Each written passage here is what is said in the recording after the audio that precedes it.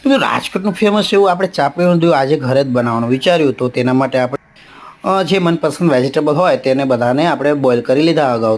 તો મિત્રો આ ધીમે ધીમે વરસાદ અને ઠંડુ વાતાવરણ તો ખાવાની તો ખૂબ જ મજા આવવાની. તો તેના માટે આપણે તેલ ગરમ કરી અને તેમાં જીરું અને આપણે જે હિંગ હોય તેનો વઘાર કર્યો અને આદુ લસણ મરચાં અને ટમેટાની આપણે ગ્રેવી બનાવેલી તે બધી એડ કરી અને તેલ છૂટે ત્યાં સુધી તેને કૂક કરી.